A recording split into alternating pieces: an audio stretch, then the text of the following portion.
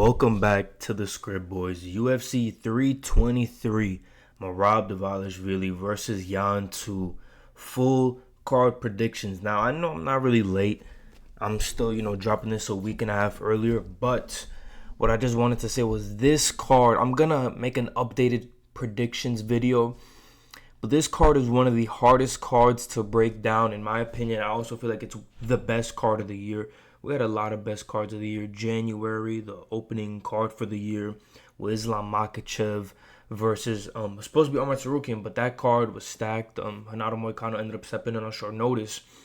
But I feel like this card is more stacked than last card, the Madison Square Garden double champ one, just because this is more of like a hardcore card. The prelims are stacked. The early prelims are stacked. I'm hearing Waldo Cortez Acosta might also be on this card. So, boys, without further ado, as always, we're starting with the early prelims, ending with the main event. We're starting off with Muhammad Naimov versus Myron Santos.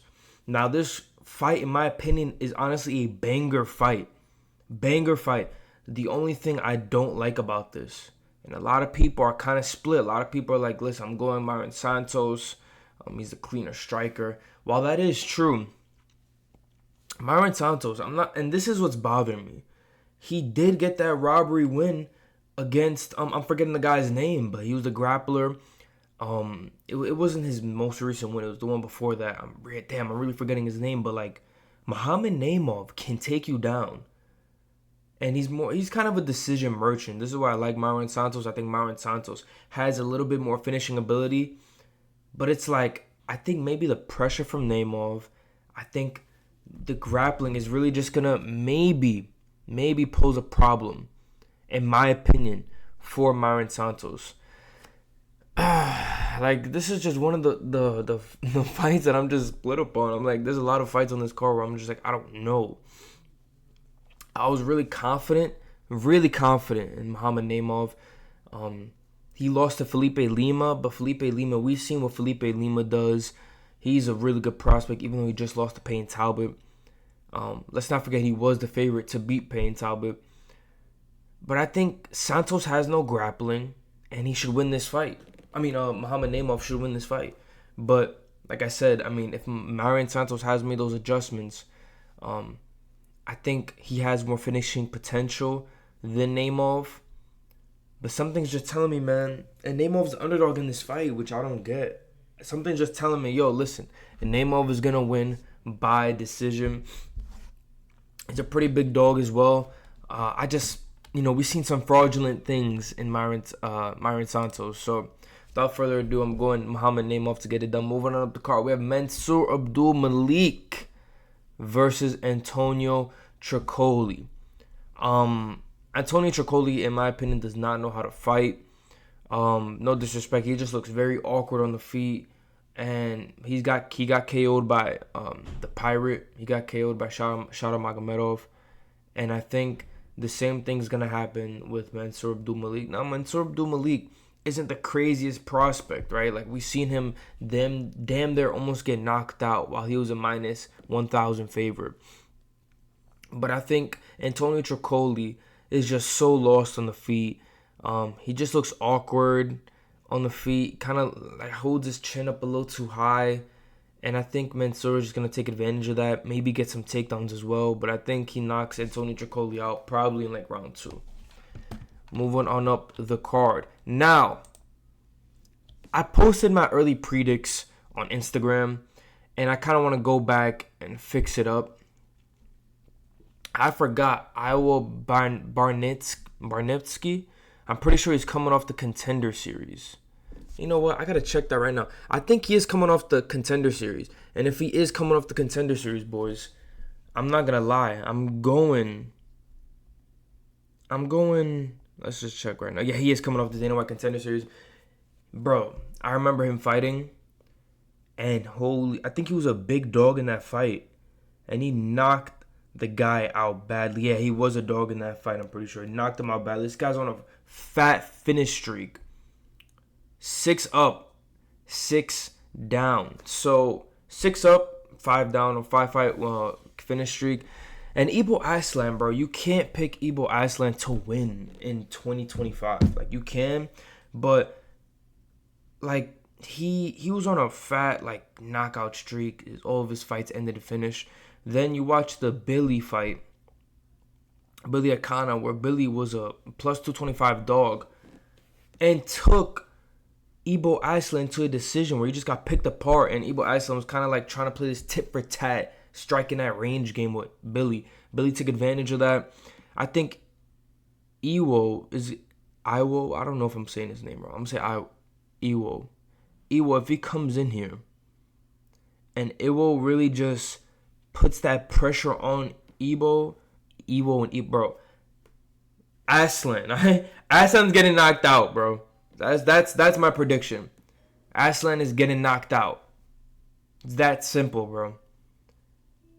In my opinion, I just feel like he's gonna come marching forward, chin all high in the air. He's all fucking, yeah, I'm gonna fucking knock this, and he's gonna get chinned. And also Iwo also has a couple subs. He has one sub on his resume, I believe. So I think he can submit Aslan. Aslan does not have the best grappling. I think he also got submitted by I'm forgetting the name, but I'm pretty sure he also got submitted. So I'm going Bawrinski to get it done. Moving on up the card, we have Edson Barboza versus Jalen Turner.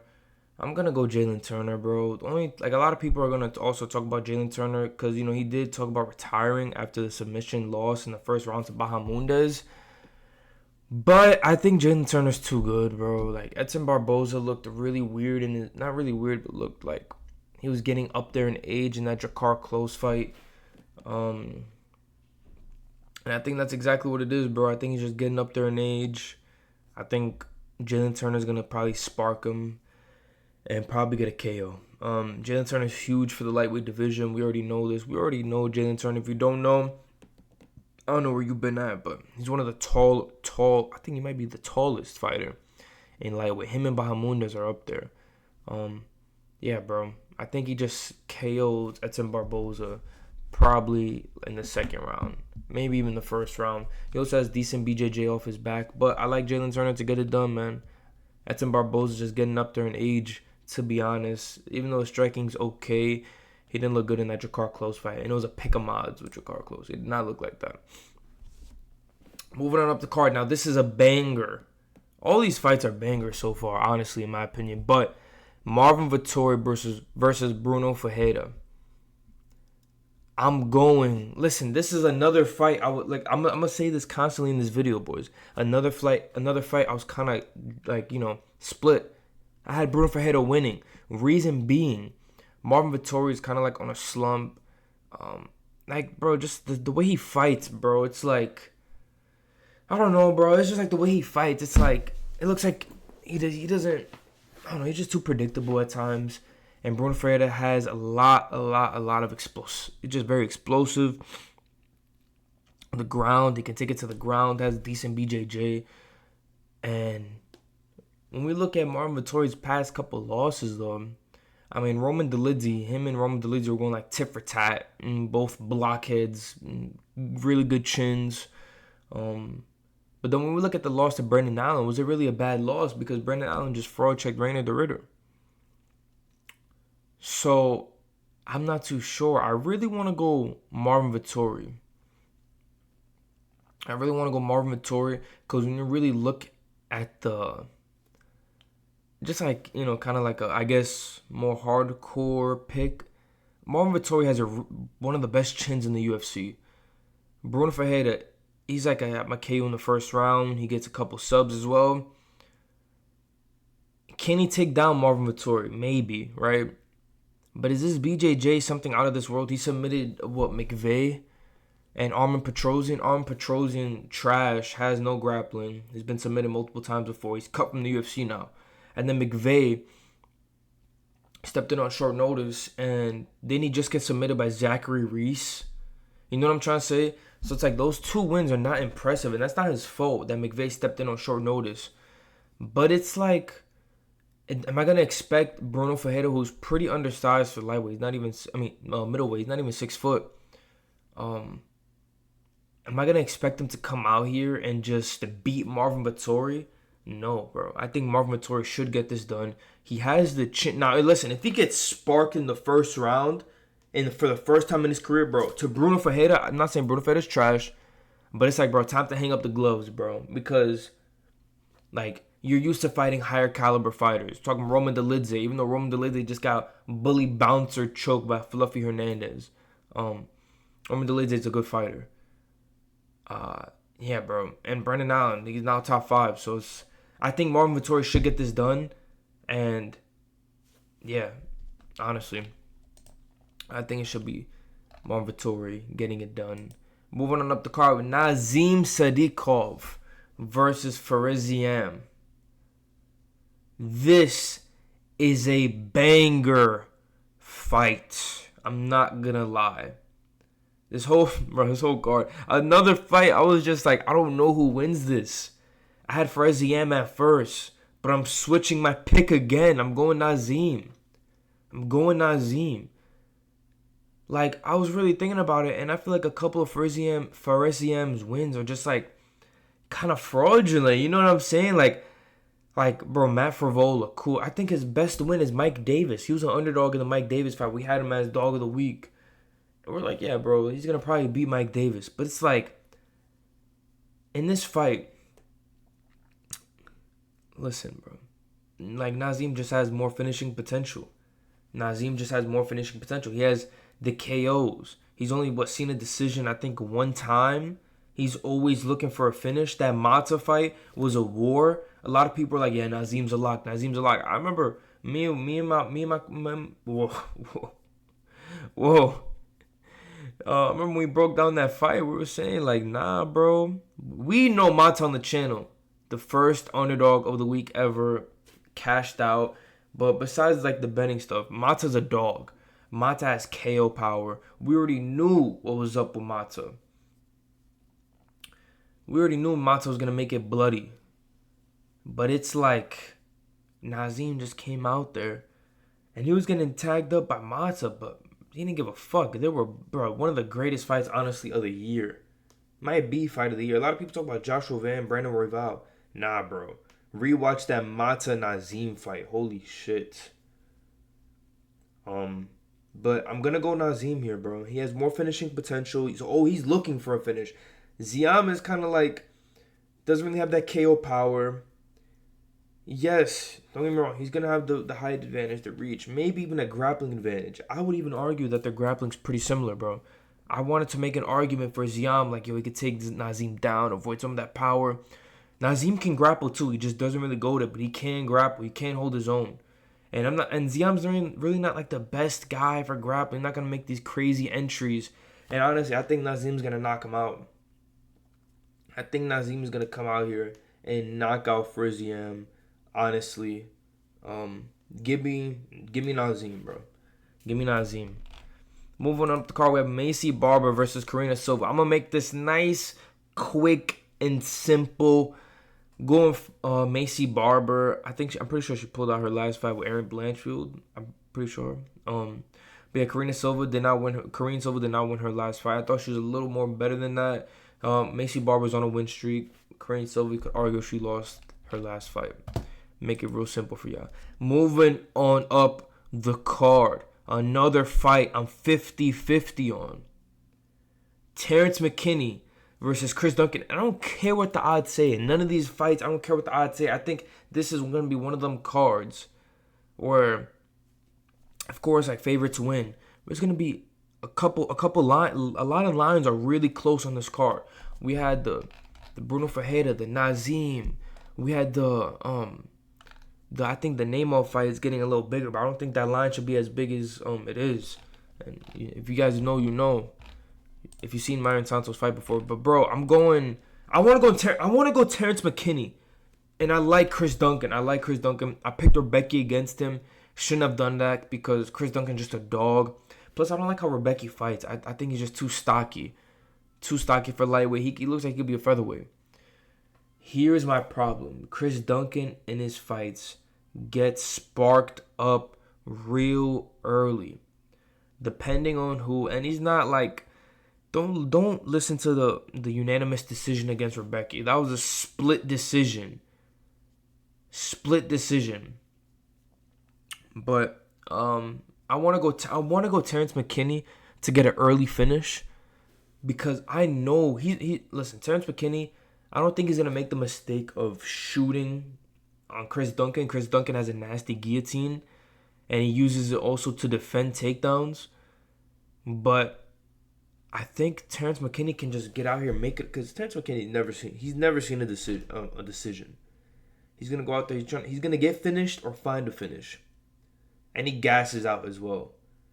And I think Terrence McKinney, bro, I wouldn't be surprised if he chins Chris. Bro, call me crazy. I think he might even chin Chris Duncan in the first round. Chris Duncan's good, but sometimes we seen it in the Campbell fight. Charlie Campbell. Campbell's a solid fighter, bro. Real crisp.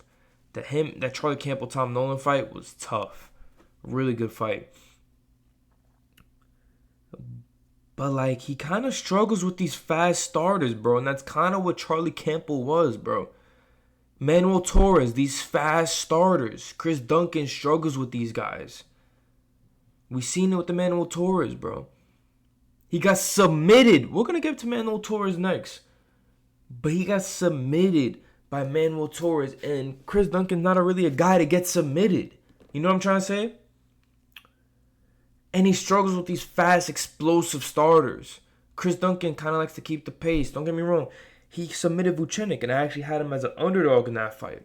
I was like, yo, I looked at the experience. I'm like, bro, this guy's fought some names. Who's Vucenic for real? And it's like, bro, I want to go Terrence McKinney so bad. I think he's gonna knock out Chris Duncan. Chris Duncan just gets hurt too much. And although, like, yeah, in that Charlie Campbell fight, Charlie Campbell got knocked out. I think Charlie Campbell could have he could have done way better in that scenario and not put himself in that firefight. Maybe go for a takedown when you see Chris Duncan's kind of like, you know what I'm saying, wobbled a little bit. Maybe some ground and pound to finish him off instead of just kind of keep trying to strike with this guy. I'm gonna go Chris Duncan. I think that's the more logical bet. But I don't think Chris Duncan has the best like entries for his takedowns, and I don't think Terrence McKinney's last win is as impressive as Chris Duncan beating Rebecca. The pick will be Chris Duncan, but if you guys are like, dude, Chris Duncan's a lock, I'm gonna add him to the late, yo, bro, don't do that. I'm telling you right now, not with McKinney, bro. Like if Chris Duncan was more of like a Manuel Torres versus Terrence McKinney, I'm like, yeah, this is perfect. Both these guys finish early, you know what I'm saying? Get the finishes early, and I think Torres is the better finisher. So we're going to go Torres over McKinney. Chris Duncan's kind of slow sometimes, kind of a slow starter sometimes, and he's not the best striker. I think McKinney's more explosive, but I think Duncan has the better cardio. I think Rebecca's a better win. But I think just styles make matchups, and I think the explosive style is something Chris Duncan has dealt with in the past and hasn't really done good against. So I'm going to go Chris Duncan, but just be cautious about that. Moving on up the card. Another fight I'm going to switch my pick on, bro. I was going to go Grant Dawson. I kind of still want to go Grant Dawson, but that Bobby Green knockout just haunts me, bro. That Bobby Green knockout haunts me. And honestly, Grant, like, bro, and then if we're talking about split decisions or whatever, I don't know how the UFC has been recently. If your name does not end with an EV or does not end in a V, you're not from the Caucasus, you're not from Russia, these judges are not going to give you the lay and pray time.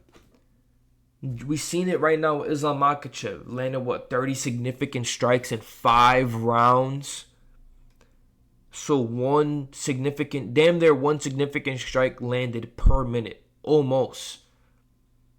In a title fight. First champion ever to win double champ by a decision, by the way. I'm not hating. I'm just stating facts. I had Islam winning that fight. I just wish it was better.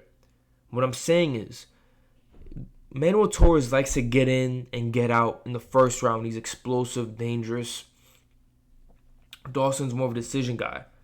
He's going to plan, the takedowns properly. He's going to try to, really, I don't know how to describe it. He's just really gonna try to out tip for tap, hold submission attempts, never gets the submission attempts, and hold you on the ground and out wrestle you.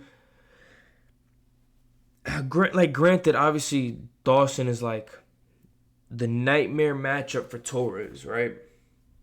In the sense that he's a grappler and he's really good at that. He has more UFC experience, I would say, over a decent level of competition. Diego Ferreira is good. And Manuel Torres got sparked against Bahamondes. Bahamondes, not only is he really good, he's proved himself to be really good. Finish over Jalen Turner first round. He lost to Fiziev. We had Bahamondes. I thought Bahamondes, but just, the top. Literally, if you guys haven't realized, lightweight. Like, we have a lot of lightweight bouts. Lightweight is stacked, bro, with a lot of prospects. And we have Bahamondes. A whole bunch of Esteban Ribovics. Manuel Torres is Manuel, whatever you want to say. Manuel Torres, really good. Obviously, everybody knows it's either Manuel Torres gets the knockout first round or it's a GG. But Manuel Torres can grapple, and he submitted Chris Duncan. It was like, I think it was a judo trip along the fence. He got one hook in, and then Chris Duncan got up, and then he did it again, then got the submission off his back. I'm gonna go. Fuck, bro. I don't know, bro. Cause, bro, like if Grant Dawson lay in praise, he's not a Russian. He's not fucking. He's not gonna get them calls, bro. But I don't even know if I finished my thought. My head's everywhere with this fight. But like, Islam Makhachev got them calls because his name ends in an EV. Grant Dawson, when he does that, the smudging and no submission attempts, or they're just gonna be like, yeah, we're gonna give it to Manuel Torres. And then Grant Dawson has to close that distance. They're the same height. Like, Manuel Torres isn't that tall. And also, I feel like sometimes Manuel Torres, when he leans in, he kind of messed up. But we've seen that Bahamondes fight. He like messed up. He kept leaning in, and Bahamondes kept clipping him. But I mean, he had to do that. He was a shorter fighter. It's just when I seen that Drew Dober fight, bro, it was like, and those were even odds, by the way. Those were even odds. I think, man, yeah, it was even odds. Manuel Torres made him, bro, he sparked Drew Dober first round. He's quick, bro. He's quick. But is it like all just fraudulent? I don't know. I want to say Manuel Torres, bro, because he's shown he has okay grappling. Not on the same level as Grant Dawson.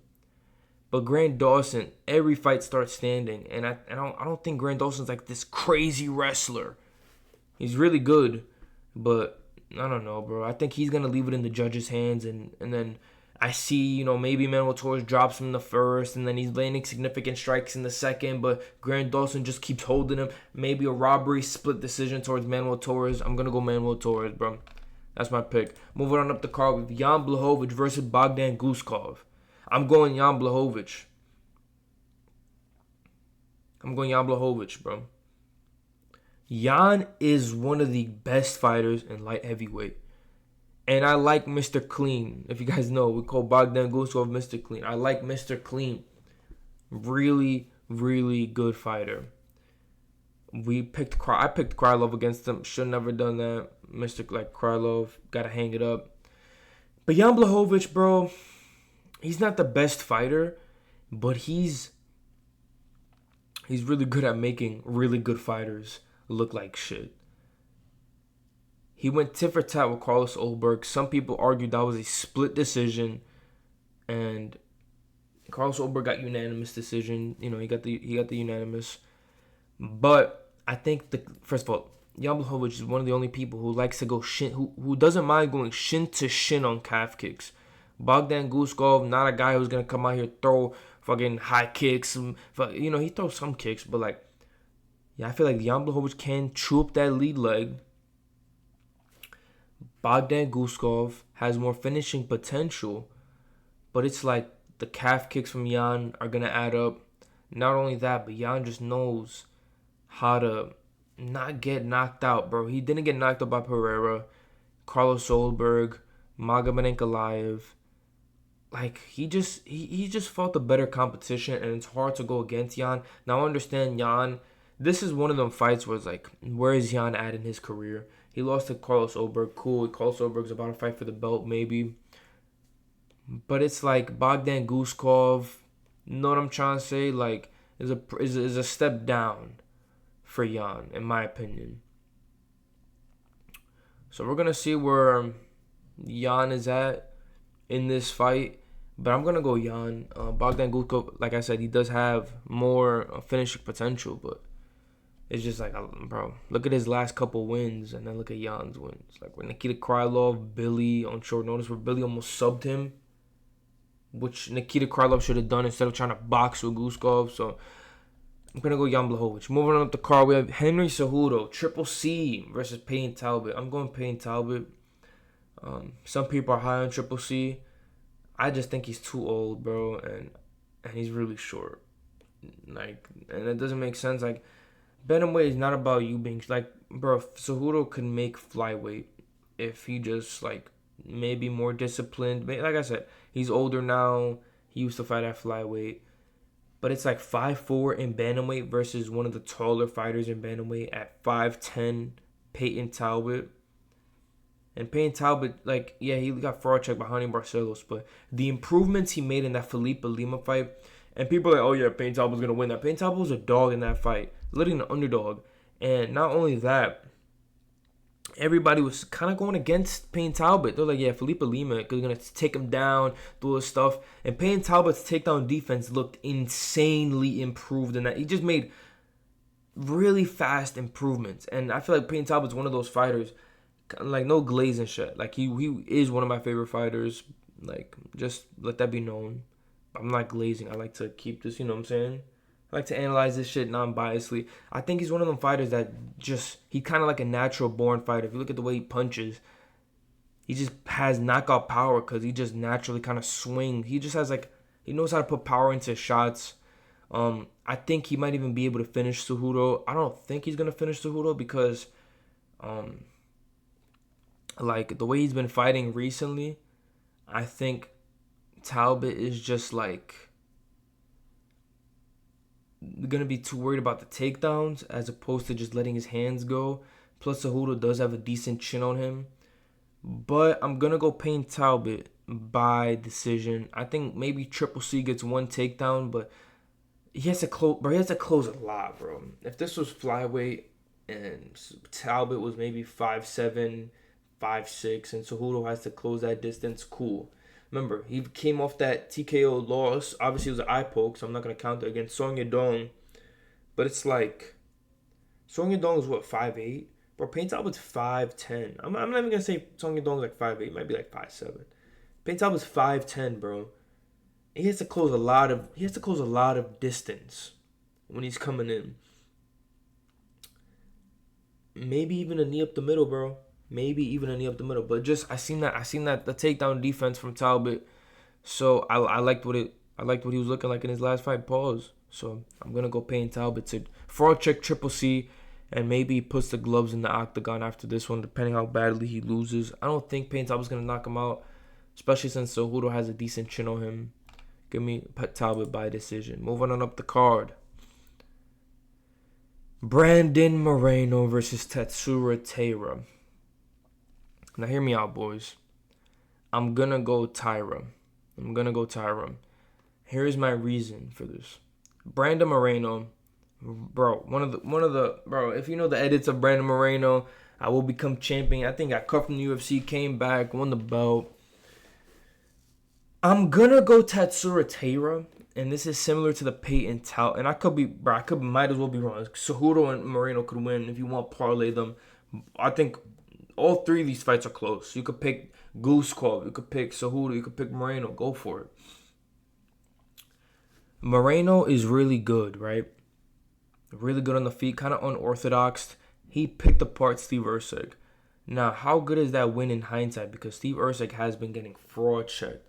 Didn't Ode Osborne drop him? I think his chin is done for. If this was a 5-round fight, I'm going Moreno.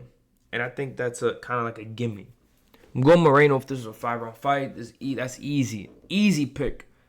Tatsuro Taira was a really good grappler, man. A lot of people were even. I remember I posted some short on TikTok, and I think I put it on this channel. I was like, yeah, bro, Tatsuro Taira is gonna like kill Hyung Sung Park. Hyung Sung, I think that's his name. Park stepped in on short notice. I don't think it's Hyung Sung Park, but Park stepped in on short notice, and I'm like, bro, this guy is what, ranked number 11, and he wants to face Tatsuro Taira, bro. You're gonna get like destroyed, and then sure enough, bro, Tatsuro Taira dropped. Bro, people are gonna see, oh, he submitted him, whatever. Bro, Taira dropped him. And Taira was just saying, like, after the Brandon Royval fight, because, bro, Taira couldn't defend the jab of Brandon Royval. Taira just, like, started really working on his striking. And he said he wanted to show it off in his fight. He knocked down Park. Like, what? I don't know if he ever knocked down like one of the fighters before, but I think he gets a submission over Brandon Moreno. Tatsuro Taira is more of a finisher, although he does have some decisions. If this goes to decision, maybe I'd lean to Moreno. But even if Tatsuro Taira doesn't get the submission, I think he's gonna get Brandon Moreno's back. I think Brandon Moreno's back, I guess, submission defensive is decent. But Moreno's not going to be the one shooting. And I think Moreno's going to come in thinking like, yo, I'm just going to pump that jab in his face, see if he can deal with it again. I'm going to go Taira, bro. I think if that Brandon Royval fight was 3 rounds, Taira would have won. I think over the course of 5 rounds, Royval is just someone really hard to deal with, where he's just really twitchy, kind of bouncing back and forth. Yeah, I'm going to go Taira, bro. And I think he gets a submission here. A lot of people are going Moreno. I get it. I just think Moreno, like, the Steve Erceg win isn't as good as we all thought it was at the time. And this is not 5 rounds. Moreno in a 5-rounder for sure. Taira, 3 rounds. I think he's going to be more explosive when he's coming in. And really just going to try to, like, seal this one out. So I'm going Tatsuro Taira to get it done. Moving on up the card. Alexandre Pantoja versus Joshua Van. And a lot of people, Joshua Van, the title run, I understand. Nah, bro. I'm here to shut all that shit down. I don't care. Bro, Pantoja gonna submit Joshua Van. Maybe round 1. Maybe round 1, round 2. That's my predict, bro. Joshua Van is gonna get submitted round 1 or round 2. He's getting his back taken. I think Joshua Van versus Kai Kara-France is a tough fight. I think Joshua Van, and say what you want, but even Kai Sakura is a tough fight. Kai Sakura versus 2 grapplers. Now he's just trash. I think Kai Sakura versus Joshua Van is a tough fight. Now we're expecting Joshua Van. Now listen, he could get it done, right? But Pantoja is literally the worst matchup for him, bro. Pantoja ate a flying knee from Kai Sakura. Pantoja has a solid chin. Solid chin. I don't think he's ever been chinned before. There is no grappling threat Pantoja needs to worry. Like, bro, listen. The 2 people I see getting the belt, the only 2 people currently in the flyweight division that I see getting the belt is Tatsuro Taira because of the grappling. I think the forward pressure from Pantoja might be too much, but Tatsuro Taira is a really good grappler, and Muhammad Makayev when he comes back. The only 2 people, because they have decent hands and they can grapple. I think those are the people that Pantoja probably maybe makes it close to or loses to. But Joshua Van's not that guy, bro. What? This is his first 5th rounder. 5 rounds. First 5 rounder, bro. I said 5th rounder. First 5 rounder. It's hard to pick Joshua Van. Like I said, like, if Pantoja doesn't get the sub early on, maybe Joshua Van probably sparks him up over the course of 5 rounds. But this is hard, bro. This is really hard for Joshua Van. Huge step up in competition. Don't get me wrong, you beat Brandon Royval, but that Brandon Royval fight was really close. And you won via knockdown in the last 10 seconds. So, man, I don't know. And Royval could have won that fight if he just fucking shot a takedown. So give me Pantoja. He's gonna get his back. He literally said in an interview, "I'm just gonna get his back, submit him," and I believe him, bro.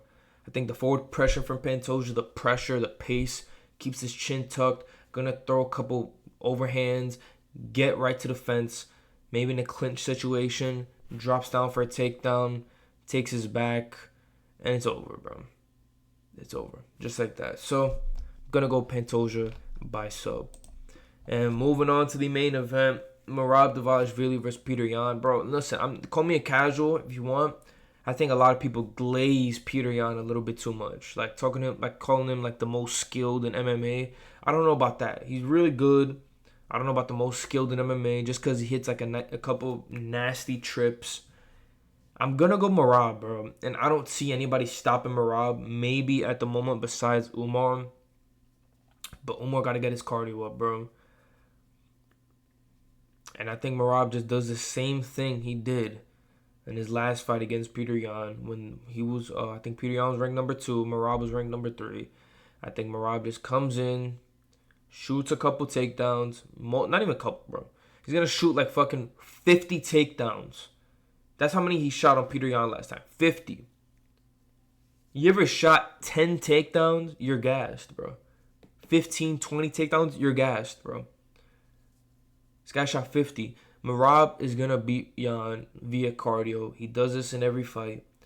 He doesn't have more finishing potential than Yan. A lot of people are going to say, oh, he's going to submit Yan. Maybe, bro. Maybe. I don't think so. Yan knows how to not get submitted. He's never been finished. And if he's trying to play that decision game against Merab, he's going to lose, bro. Just like he did last fight. And I'm not shitting on Yan. I think Yan's really good. I picked him in a lot of his fights. I picked him in the Marcus McGee fight.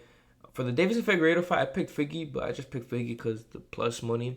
But Peter Yan, bro, nasty, nasty fighter. This is like the worst matchup for him, bro. Like, Merab is a hard matchup for a lot of people. It's just that cardio, that pace, that pressure. It's just too much for a lot of people. They break when that late third round hits, or fourth round's about to start. A lot of people break. They're like, man, I don't know if I could continue this. And I think that's what Merab's gonna do against Peter Yan. That is the breakdown, boys. Let me know what you guys think about this in the comments below. Who do you have winning in these fights? Like, comment, subscribe. Check us out on Instagram and TikTok. As always, boys, we're out. Check out Winnable for our bets. And I'm out.